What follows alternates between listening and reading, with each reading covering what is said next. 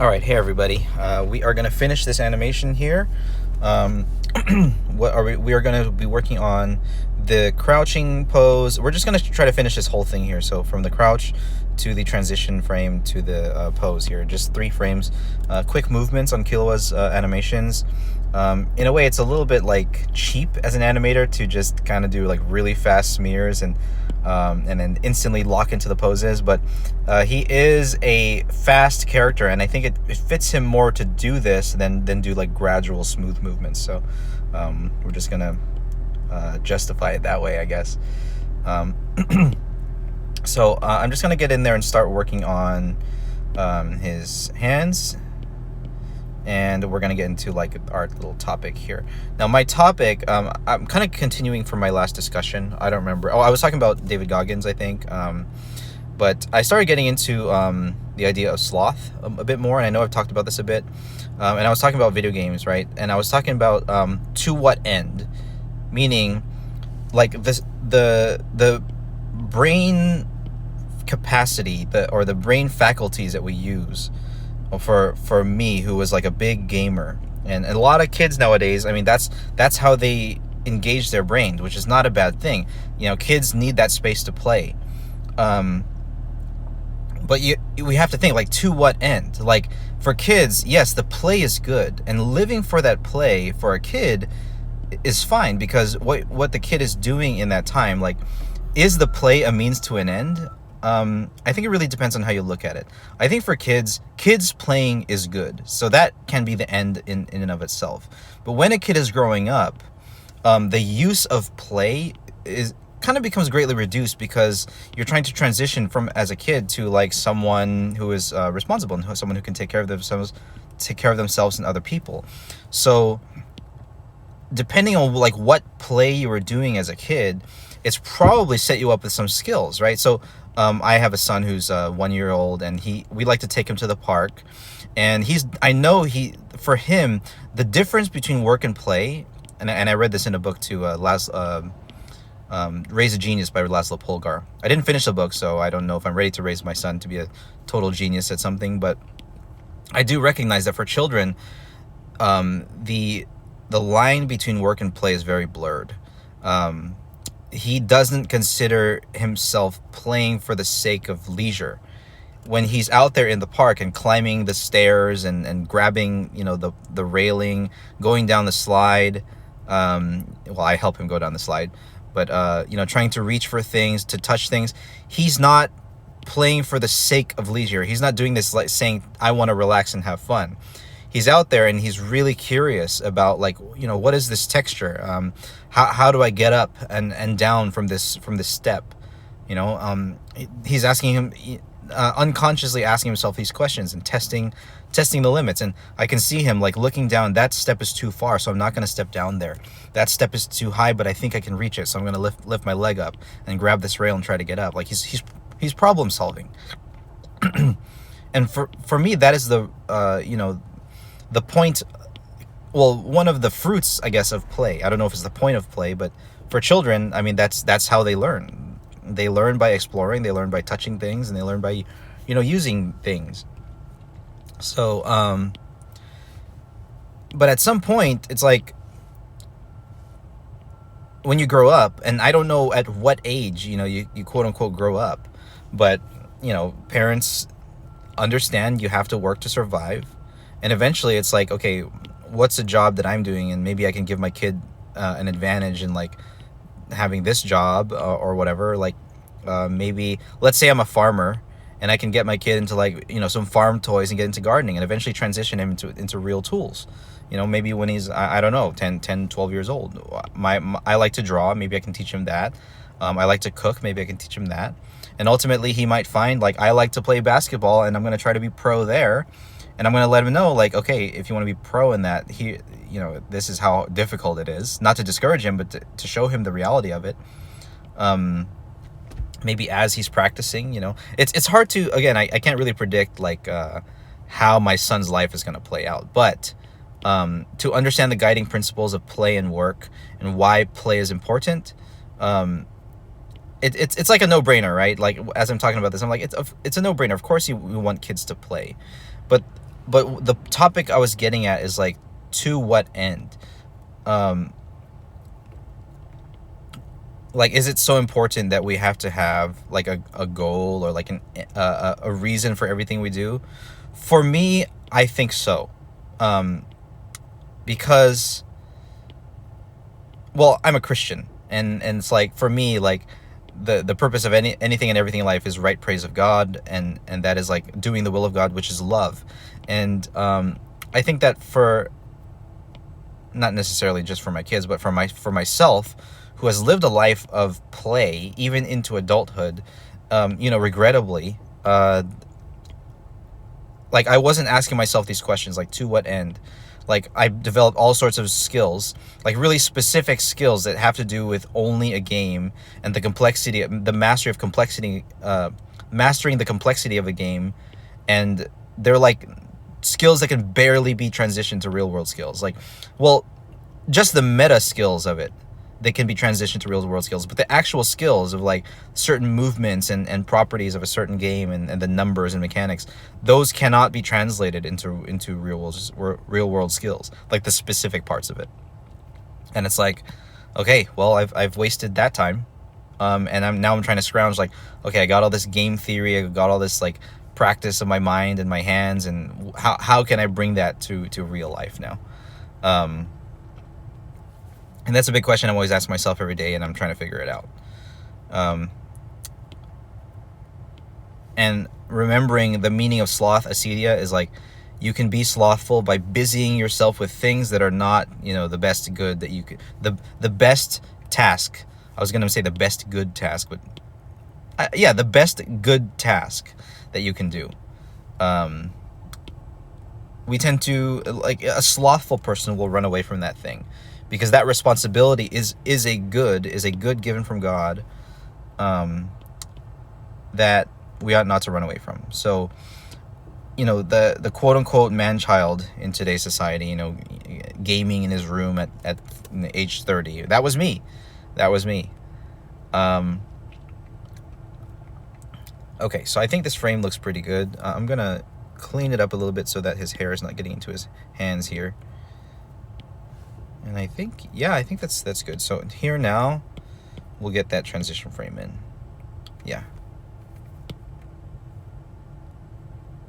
I did notice, like, I wanted to make his legs a little bit bigger. The shape is a little bit awkward here. I might maybe try to make it a little bit flatter on the floor. I don't know, it's awkward. But we'll just use that, because we want to get the transition frame in.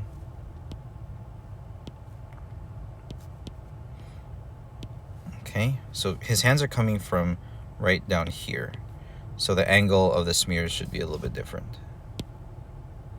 So gonna come from down here.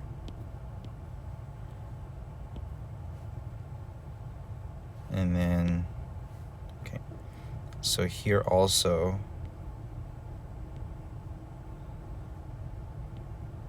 just a small one.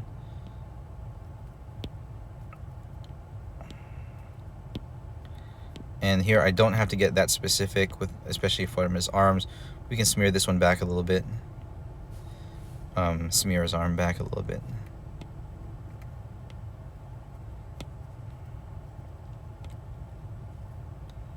Just a little bit. Now, if I have extra time on these animations, I do want to do some secondary animation on like the sleeves and pants and stuff, to show that they're kind of billowing in the wind from his fast movements. I think that would embellish the movement a little bit, but I don't want to get into that until I finish like the actual keyframes. So now here, just kind of tracing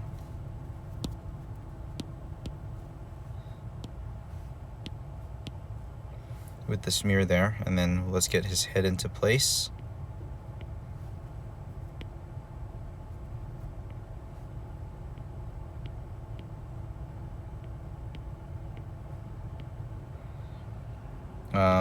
Okay. Concentrating, because I gotta look at the onion skin here. Now this frame is only going to show up for one frame basically, so there's no need to get it like really precise. So I'm basically just going to trace what I have. Maybe a little bit of secondary animation here as the shirt is still keeping up.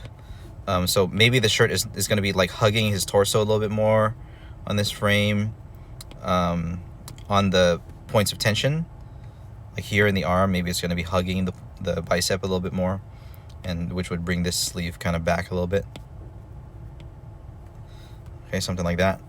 And then here, well, the pants are not really moving that much, so I'm just going to trace these. And then I will bring this part back.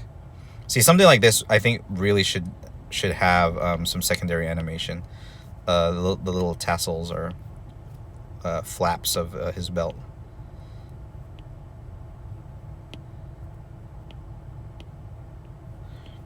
Because they should swing a little bit during the animation.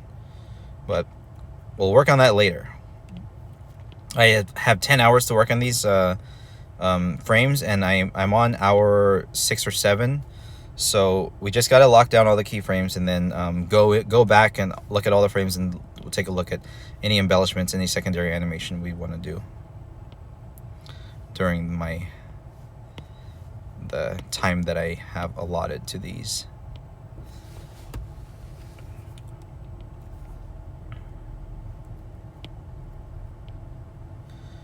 So, thinking to what end? I'm reading. You know, I've taken a short break from my spiritual reading Saint Basil and Saint Augustine, to read Kobe Bryant and David Goggins. I did find another book, you know, Kobe Bryant's Mamba Mentality. I found the PDF for it, and I was able to, you know, download it, and I'm reading that one too. Kobe Bryant's writing is a lot more simple.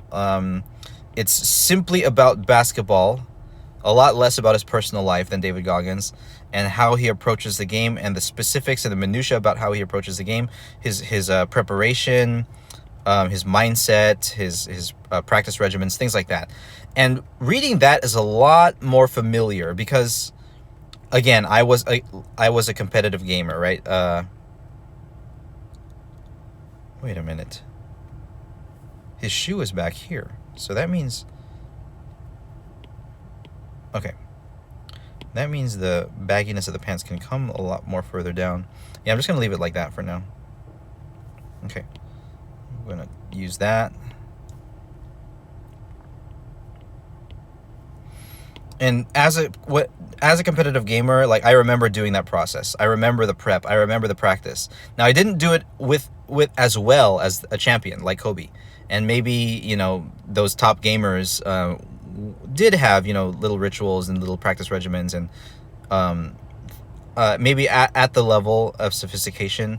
I really doubt that it's at the level of sophistication for the game that I was playing. I looked at the pros, and I don't think they were like as dedicated as Kobe was to basketball. It's a difficult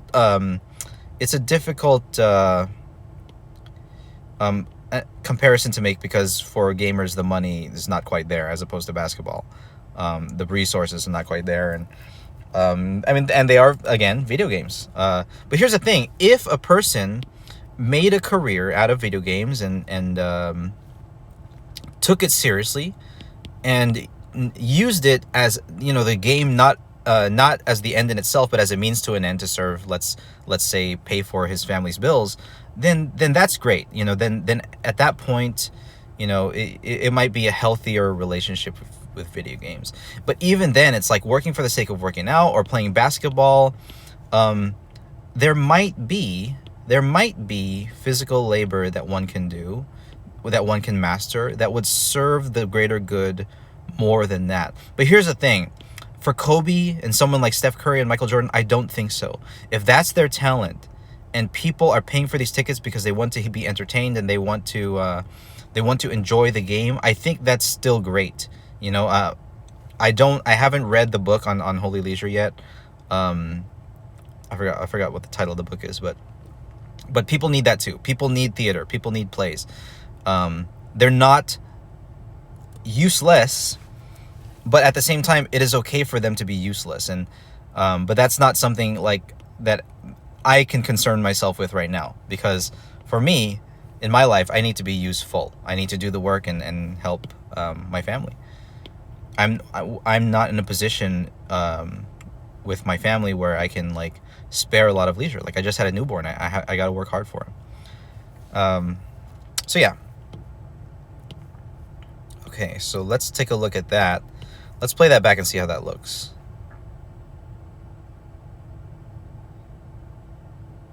So it's very stiff, and you can barely see the transition frame. Let me remove the layer there. And also in this frame, let me remove the sketch layer as well, so we can take a look. Yeah, you can barely even tell that it's a transition frame. So that's not good. It's basically just tracing the other frame. Yeah, I think maybe we should make it more obvious that it is a transition frame. So I think here's what we'll do. We'll exaggerate the smears a bit more.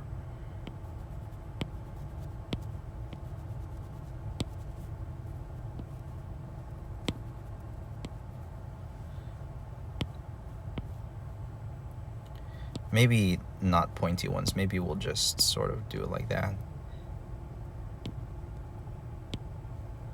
I am thinking of that Ibuki frame where she has that really crazy smear, like round smear.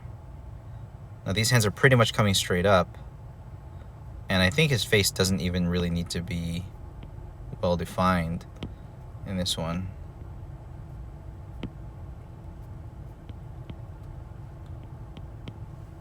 Let's try that. Yeah, that's a bit better, because now you can see it.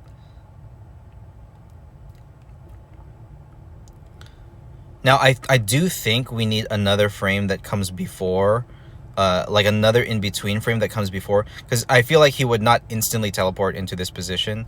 So I think as far as the attack itself, probably looks fine, but let's move these up. So let's move these up, let's put them a couple frames up, and we can adjust the timing from there. So I am going to draw here. We'll get another in between right here. So I didn't plan on this one today, but I think just for the sake of animation, I do need to improvise a bit, and I think it would be right to do this one. Now I'm going to do this without a sketch, because this frame is not that important for it to look good. And I'm kind of just going to put things in between the positions of where they were in the previous frame. So here the hand is going to come up right here, coming into position. This hand is coming from here, coming to this position. And then his knees are going to be like slightly inching forward into that position. So he's going to maybe start dropping his knee here, and then sliding that foot forward, and keeping this foot mostly in position, maybe twisting the heel or ankle a little bit. So even as I'm doing this, like, yes, am I enjoying this job? Of course I am. What is it for? My friend's video game that he's developing, and that's great. He has a job, but this is his form of leisure, of his form of like also self-expression. But it is work, and it does take work to complete these things. But here's the thing: to what end? Like, what is the final why? For me, it is loving the beloved, which is my family, and I've come to know that if that is my goal, everything else kind of becomes a means to an end. Now, I don't want to say that even like relationships outside of my family are a means to an end, but here's the thing: a lot of right now, in the way I live my life right now, pretty much all the relationships I have outside of my family are, well, almost all of them are professional relationships, like business partners, people who are commissioning me, asking me for work, co-workers at my day job. It's like I can build relationship and rapport and friendship with them there, but when I come home and it's time to rest or time to cook, that is the end to that, the reason for which everything else was done. And again, this is simple stuff, but stuff that I just didn't get right before. Because when I was like playing games, when I was messing around, for me that was, and I didn't realize it at the time, but that was the end to like I was doing things for that. Like I wanted to do those things, and I chose to do those things more than what I was supposed to be doing. And I didn't see it at the time. We can talk about addiction, we can talk about escapism, but I'm just talking about right now, means and ends, and what is it all for, right? So I do believe that the meaning of life for all people is to love the beloved. For Joan of Arc, it was her country. For Saint Joseph, the father of Jesus, it was his wife and son. He did everything for them. He protected them. And for you, I don't know, what is that going to be? But I hope it is going to be the beloved. Whatever or whoever that is in your life. And I hope you find that. What is the thing that you love the most? Now, it could be a thing. It could, I don't know, maybe it could be your dog. I don't know. But I don't know, like, that's something like finding purpose in life and all that. That's like a difficult, meaningful struggle to find meaning for all people. And I can't be the one to define that for you. But I can ask the question, for you, what is it? What is the final end to which all your work is meant for? And maybe you don't need to know yet. I asked you this question, and for me it's so important because for me it becomes like a driving force, or at least it should become a driving force. I'm sure there are times in my life where I knew it, but there were other forces in my life that kind of took over the main driving force, where kind of stupid side quests became the main quest, to use gamer terms. And yeah. So for a kid, it's not so important, right? Here, I think of, open world games. Let's take a look at Zelda, like Breath of the Wild type of game. It's very fun to get in there and start exploring, start testing everything. You're a kid in the park, and you if you want, once you find purpose in the game, you find your quest, you find your mission, then you can work toward that. It's still fun to go around, and be a kid in the park and explore everything and gather everything, and that's great. But to what end? If you don't finish a game, you're just a kid in the park. And for some people, maybe that's the fun of it, and it is. It is meant to be fun, exploration and testing things and gathering things and preparing oneself. The word preparing, like, what are you preparing for? And then getting out of the game, you come out of the game, it's like, okay, I played that game to have fun, and now what? Like,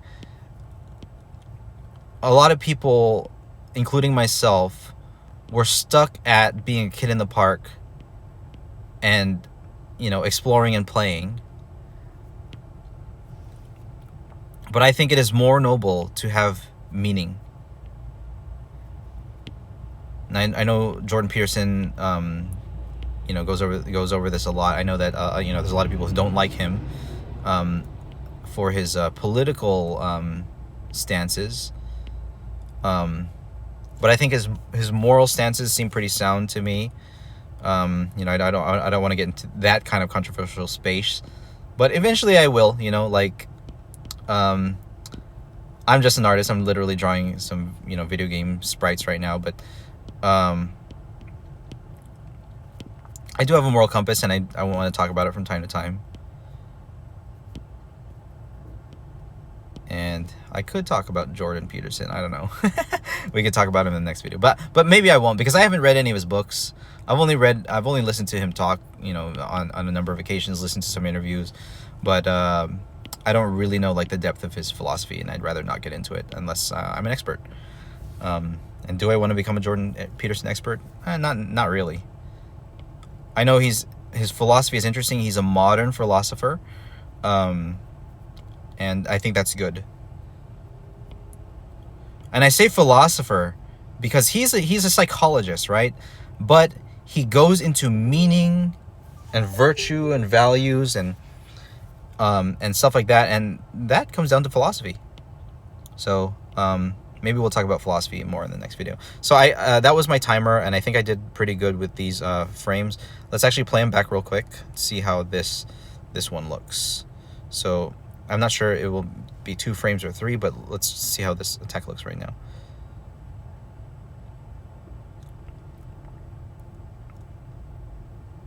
That's a little bit smoother. I'm going to shorten this one, make it just a transition, and then we're going to lengthen this one. Let's see how this looks. That's a little bit smoother. That's a little bit smoother. I might throw in another in-between frame there. But I think this is almost good enough, and then we can get the electric effect in there. So I'll talk to you guys later. Made some good progress there. God bless. Bye-bye.